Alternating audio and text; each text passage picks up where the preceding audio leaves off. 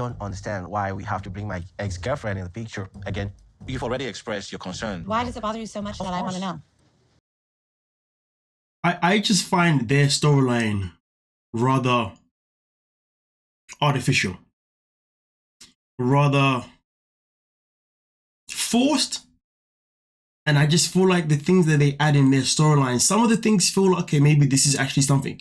But then some of the things in the storyline, I'm like, I'm not really buying it. And the reason why I'm not really buying this whole narrative of Emily all of a sudden wanting to speak to this girlfriend that he had allegedly at the same time he met Emily is because, you see, we've just seen a whole freaking segment of Emily's family, Kobe's family coming together to exchange the whole diary thing, okay?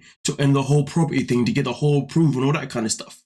So why spend time, you know, learning to cook the Cameroon food, then obviously serving the food, family loving it, then also on top of that, your mum finally come around to the idea that you're not going to be a property, they're just saying that you're one of us. So then all of a sudden, boom, bam, we've gone through all this nice party that we wanted to now hold on a minute, oh yeah, so can I speak to your ex, please? How does that make sense? Will you please just text her? All right. And this is the other thing that I also found quite strange. She says, can you just please just text her? First of all, I don't know why you're asking him. She said, please text his ex, to be fair. That is quite strange. And secondly, how did Emily know that he still had his ex's number though? I mean, listen, look at it this way. This is a man that moved all the way to the States, which means he would have got a whole new phone and a whole new phone number. And the chances of him still having the same phone number that he had when he's in Cameroon, I mean, if you ask me personally, is very unlikely. So therefore, really and truly, any contacts that he does have on his American phone to maybe the people that he speaks to maybe on WhatsApp from back home would be who? Would be his friends and his family, not his ex. That doesn't make sense to me. It doesn't add up to me. And we know that when it comes to TLC, you know, they have a habit. They have a habit of bringing in people, actors, just to spice up certain things. So for me personally, I am just not that convinced. Even though they have many, well, let me not say many because that's a bit maybe too harsh, but even though they have areas in their lives where they both need to do better to be able to strengthen their relationship, really and truly, I don't think this is one of those areas in life where they really have a weakness in their relationship, because I don't believe that this part exists to the slightest. Now, although it could have been different, let's say, for example, Kobe had been back to Cameroon at some point by himself before Emily came, blah, blah, blah, whilst they were married, and then it came out that, hey, when he came home last time, he was doing a little da-da-da-da-da. All right, cool, I can run with that storyline because that could be a possibility. But this right here, I'm not saying it's a possibility. I just feel like it's a bit way too far-fetched. But anyway, let's get into the next couple. Me feel abandoned was I've never had a chance to cultivate a relationship with him. I am hyper aware. Just so you know, when she's referring to him, she's referring to her father. So she sadly never was able to have a relationship with her father, because by the time she realized who her father was, because you see, her father was pretty much not really kept to her in a way that she knew who he was, and by the time she knew who he was, sadly he took his own life. I am hyper aware and hypersensitive to secrets and transparency because things weren't very transparent to me. So here's the thing. So things wasn't very transparent to her when she was younger regarding her father. And by the time she was in a position where it was where obviously it was obvious, sadly she didn't get a chance to build that bond. All right, cool, I get that. But here's the thing though. Why would you go off to marry someone who gives you exactly the same vibes? Somebody that triggers something that is so key to your emotions. Why would you marry that person? In fact, let's not forget, these two were together, then they broke up and they did what? I think they were just buddies at the beginning. I don't think they were actually together, but either way though, then they had a whole 7-year gap or something like that when she went off and found somebody else and he was doing whatever the hell he was doing, and then things didn't work out in her relationship, and then boom bam, she says he then reached out to her, and then this is where they are now. But one of the first things that she said in the season, on top of that, not this season, I believe it was last season, was that Manuel has issues with being completely transparent with me. You know, he's always holding something behind. I always have to ask him certain things just so I can know certain things. So so we know that she's known this. So why be with someone that's going to trigger something that's going to, that's going to trigger this part of you that is very, very sensitive? That doesn't make sense to me. You know, in life, they say that, some people some women want to marry a man that's a representation of their father. Some men, mama's boys, represent somebody that's of their mother, blah, blah, blah. But here's the thing, though. She didn't even have that relationship. So I am struggling to fathom why she would enter a relationship with somebody who doesn't even give her that transparency that allegedly, and I use the word allegedly, she's so hyper sensitive to or whatnot. Because if you were, you would have seen that red flag from the get-go and you'd have been like, skedaddle, I'm out. I ain't doing this. I ain't settling for nobody that's going to make me feel like this and that. And then also on top of that, her mother, her sister, her friends, throughout last season were pretty much saying, hey, you need to make sure everything is legit with this guy. You got to make sure that everything he's doing is transparent. And also on top of that, you've got to ask him all the hard-hitting questions. But she spent a whole season avoiding really asking him those hard-hitting questions. And even when she did ask him questions here and there, if the conversation wasn't exactly going the direction that she needed to, what did she do instead? She opened up her freaking legs or bent over, and let man do his thing. And every single time it happens, she come out like, oh, at least this part of our lives is good. Meanwhile, you're telling us now that you are now hypersensitive to XYZ when the whole time, what was you doing? Is intimacy one of your, like, I wouldn't even call it like a defense mechanism. What can I use here?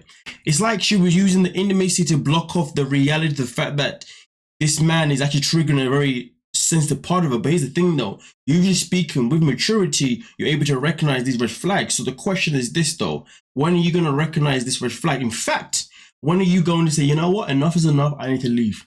Because in this episode, she even talks about how she's having to spend over the course of the months they've been together. She obviously sent $200 every month to his family, but she says that recently he's been asking for more and more money, but she doesn't even trust if the money that he's asking for is really for the family. She's now questioning if the money he's asking in extra is for something else. So here's the thing, you've also got trust issues with him. Now, whether or not your trust is based on the fact that he behaves the way he behaves, or they stem from your own history, the question is, when are you going to do something about your trauma?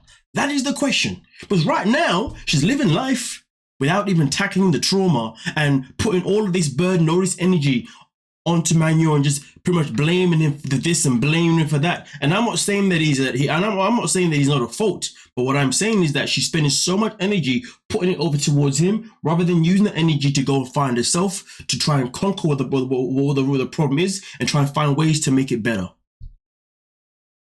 For somebody who's a witch and does all this spiritual healing, and she has a friend who helps with all this spiritual healing, all that kind of stuff, you'd think she would have done a whole lot of self-care by now, self-love by now.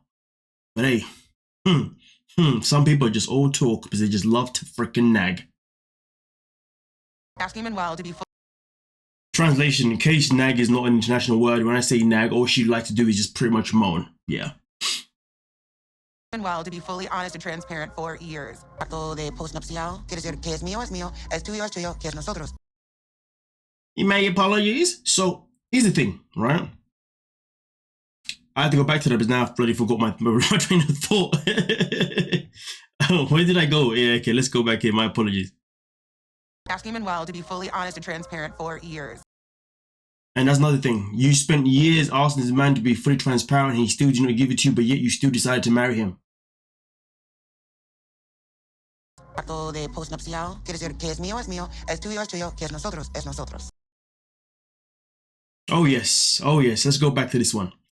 So now we're in a position where she's asking for a post-nup agreement.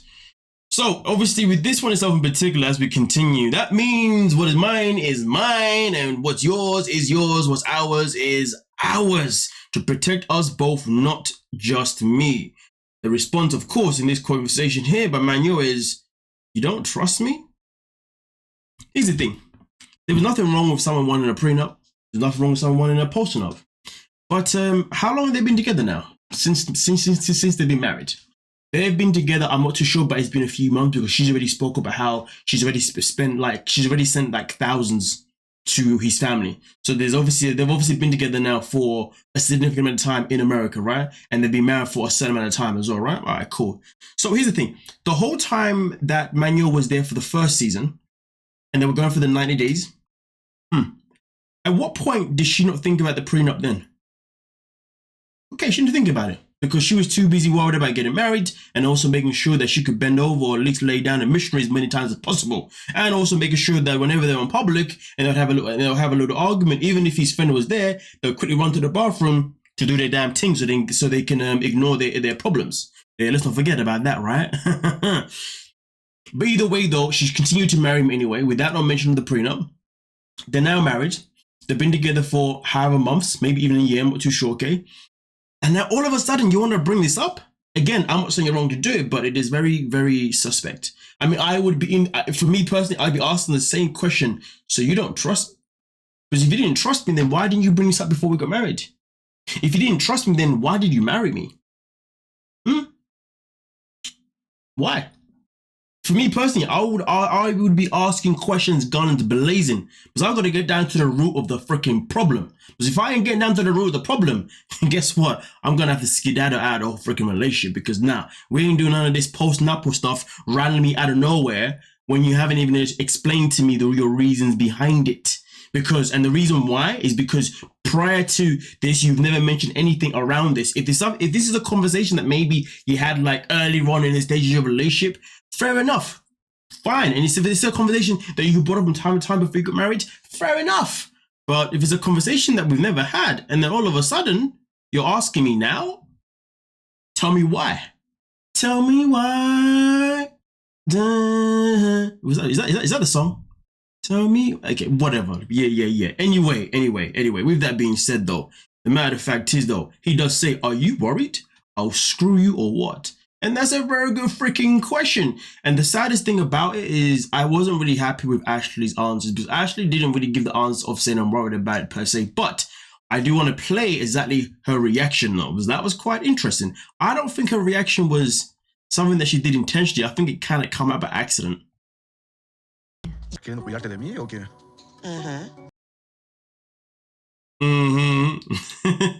But yeah, a second ago when you was telling him about the whole meaning behind you wanted a potion up or whatever you call it, you were saying, but it means what's mine is mine, yours is yours, what's ours is ours. When really too, you should have said to him, listen, this is why I want it. I think that she should at least have the decency to tell him why she wants it. But guess what though? Instead of telling him why she wants it, Ashley does what Ashley does best. She's like, listen, we're gonna go see a lawyer and we can talk about it.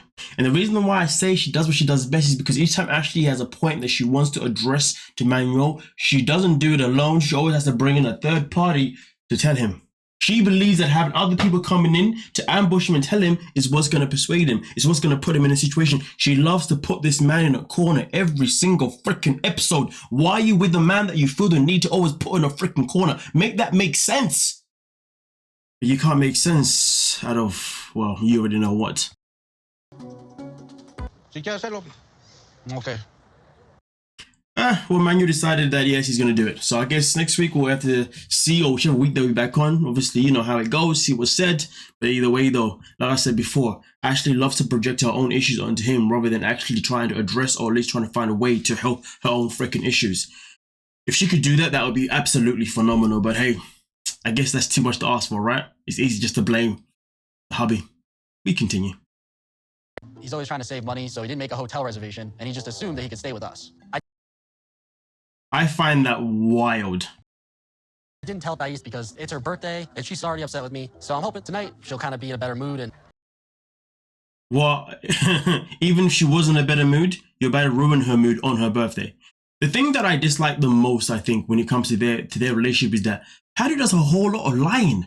I mean, so does she, to be fair, to a certain degree, but that was lying to her dad, to be honest with you. He does a whole lot of lying to her. He does a whole lot of, blindsiding all the freaking time. I just don't get that. Where does that stem from? What is the root for that? I'm just looking out for you. Actually, hold on a minute. And also on top of that, why is he so comfortable with his brother always being the third wheel? Do you not love your wife that much? Do you not want to be with her all the time? What's wrong with you? I don't like third wheels. I dislike it. If I'm with my girl, if I'm with my woman, And we've just flew from the States to Brazil, you know what I'm saying? Okay. Well, the weather's going to be beautiful. Something different to our norm. Obviously, we've been a couple of times, but this is kind of like our getaway. Hey. It ain't no third wheel nobody. Listen, me and my girl gonna be enjoying our time. Non-sexually, yeah. But having a third wheel means that we're not really going to enjoy it that much, are we now? And to be honest with you, when is Patrick ever going to put his foot down onto John? It's interesting, isn't it? When John's in a relationship, Patrick will happily put his foot down to John's relationship. But when it comes to his relationship with his woman and his brother's and his brother intervening, he doesn't seem to be able to put his foot down on his brother. He should have said, no, bro. You need to get yourself a place. No. We ain't doing none of that. You see what I'm saying? But instead, Patrick just always wants to be on the end of where he wants to continue blindsiding his own woman. Listen, Thais is not perfect, you know what I mean? She's definitely, But this guy right here, the way he moves is just very interesting. Looking out for you. He might be using you. I mean, he's not the best father. So here's the thing. Last week, Thais also said exactly the same thing, you know, around Patrick's father, saying that I don't know if his intentions are pure because he seems to always want something from you. And now fast forward, what we experiencing? We're experiencing John coming and saying exactly the same thing. Now, last week when that happened, all I said was that, to be honest with you, I feel like Thais may have a point, but at the same time, she should not necessarily say anything per se. Just be careful what you say because that is his father. Obviously, John coming in now and pretty much repeating the same thing, obviously says that what I was saying last week supports obviously what I was saying then and also supports Thais as well. But And I guess it is different when, but I guess it is okay for John to say, even though they don't share the same father, it is still something because obviously they're family. You see what I'm saying? But I do feel like, you know, Patrick has to kind of start waking up to the possibility that his father just loves to use him, you know, because it's already explained that he wasn't the best of fathers. You know what I mean? And to be fair, one thing that I didn't like in this conversation was that how they both started throwing a little bit of shade at each other's fathers. It's like, there's no need for that. Come on, boys, listen, your brothers. You know what I mean? Despite the fact that you're half brothers, you're still brothers. You know what I mean? And let's just be, you know, just protect each other. You know what I'm saying? You don't need the energy. Trust me. But anyway, we continue. I'm sorry, but to you. If you don't show up, you want to go to dinner?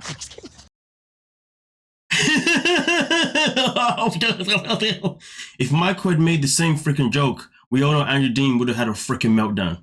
Case closed. I'm just kidding me that the embassy moved the case to Abidjan, and now he's telling me that he moved it? You have no right making decisions like that without consulting me. Well, it seems to me as if apparently at one point Michael said that the case was moved by the peoples, but really true it was by him. So Andrew Deem is now not that happy about it.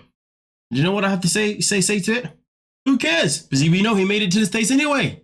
So really and truly, this whole scene, it is kind of sad to be honest with you, that their storyline has been ruined now because Andrew Deem ruined it, do you know what I mean? By saying so much freaking things. But either way though, we already know that he made it anyway, but let's just focus more on what she said. The matter of fact is her trying to make this flirtatious joke is unneeded, unnecessary, stupid, and at the end of the day, if the shoe was on the other foot, should have had a whole freaking full meltdown, but hey, we just won't talk about it. And with that being said, let's get into the next couple because there isn't much to say about these two this week, is there now? I believe that he's trying to control me, and that is so scary. I found that so interesting when Jasmine said, I believe that Gino's trying to control me. I thought about it. Then I thought about it. Then I watched some more. And now we're going to get into it. I see the smirk on your face. You are enjoying this because I rely on you at every aspect of my life. Oh my God. You see, that is a very key point. This is why I always say to predominantly women that, listen, don't be one of these women out here looking for a man to come in your life and provide for you and for you to not work or do anything like that. I'm telling you now, you need to build a stability of your own. Build a stability of your own because really and truly, it doesn't really matter who the breadwinner is. It doesn't matter what gender it is. But the more the fact is that if you're having to rely on your partner more than generally speaking, there's going to be a point where it's going to feel like there's a power play because the balance is not balanced. Now, don't get me wrong. There's many people who that have the formula. Credit to them. But then there's a whole lot of other people who don't have the formula. You see what I'm saying? And in this situation, they don't have this formula. So obviously, Jasmine now is at a point where she's now starting to say, hey, Gino, because I rely on you, I feel like you're using your money to control me. And I feel like, you know, there is a point that she's making here. Whether or not it is true to Gino, I guess that is still quite subjective because we don't know that for sure.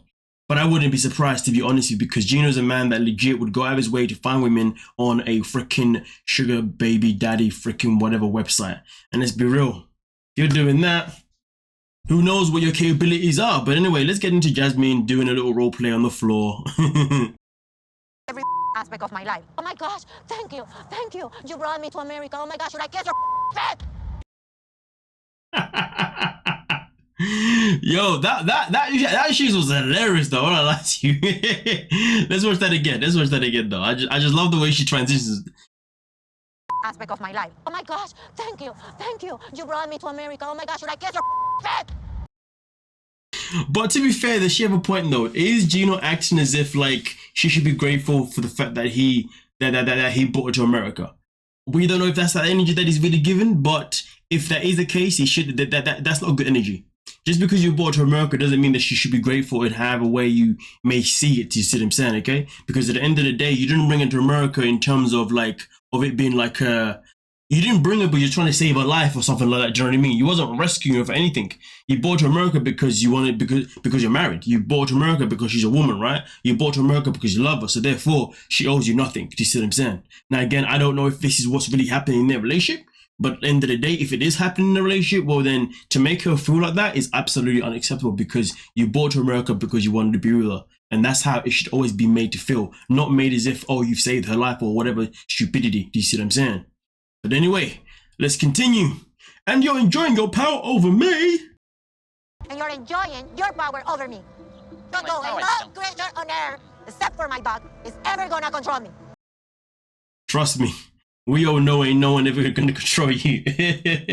So I'm pretty sure Gino isn't trying to control. I'll be very surprised if he is trying to. I mean, listen, maybe he's trying to in a little ways here and there, but at the same time, though, I actually don't forget that. I just think that Gino knows that obviously he's not working right now, so he's got to be careful with his money management. And because he's got to be careful with his money management, of course, there's things that he can say yes to and things he can say no to. Jasmine is just absolutely annoyed because he won't pay for the freaking pageant. But at the same time, though, I do understand because if he is told her that he's going to pay for it and all of a sudden changes his mind about it and doesn't tell her about it, then I get it being a thing because the fact that she had to bring it up that it wasn't paid for is a problem. He should have said, hey, I know I said it, but I actually can't do it.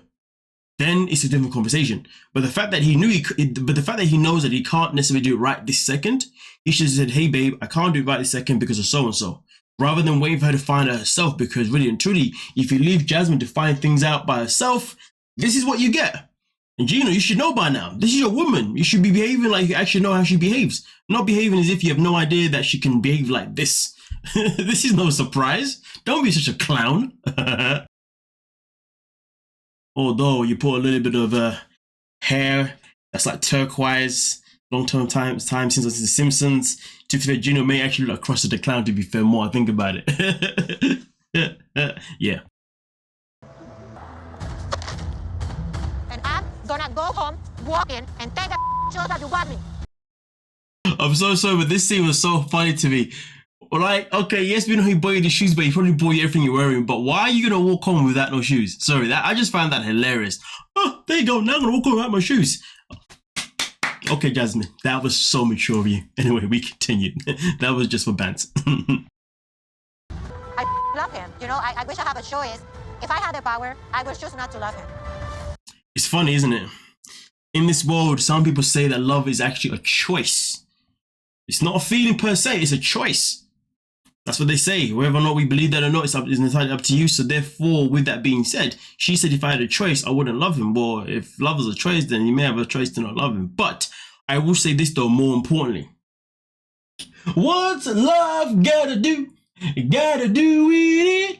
What's love gotta do? Hey, damn. Man, my vocals are too good. Damn. What's love gotta do? Gotta do it. What's love gotta.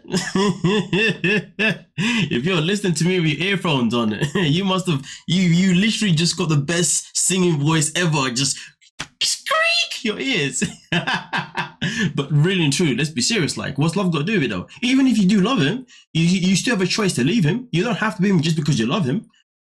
Like, I don't know why some people believe that love is enough to be with somebody. It's not. There's more to that. To be with somebody, to be committed to somebody, there's a whole lot of other things that have to be involved. Love, so what? What's that going to do with it? That's just a portion. If anything, you can argue and say it's a small portion of being with somebody. There's a whole bigger picture of being with somebody. Do you see what I'm saying? And choosing to stay with somebody. So she may choose to still love him, but you don't have to choose to stay with him. Okay, let me save all your ears. Relax. Okay, I know my vocals are terrible. Come on, allow me a little bit of banter. But nonetheless, though, let me know exactly what you're thinking. And also, I didn't obviously add Ed and Liz this week because there was nothing to really add about them, to be honest with you. But I will say this though: can somebody please answer this question for me? I saw in this scene where Liz's daughter literally gets on the plane by herself. I didn't know that's a thing. How is that possible? How is it a child is allowed to board a flight by their own, and also on top of not only by herself, but then I believe she's actually doing a connecting flight as well. I didn't realize that was a thing, like, and she's going to a whole other country. What the hell is that about? I was like, okay, if you know how that works, let me. I don't really need to know, but I want to know. You know what I'm saying? Because I don't have kids, but I would like to know. But it's quite interesting, to be fair. But nonetheless, though, and also I'll say this: it was nice to have a week without Rob and Sophie. Whew, boy, it was nice to have a break from them too. Yep.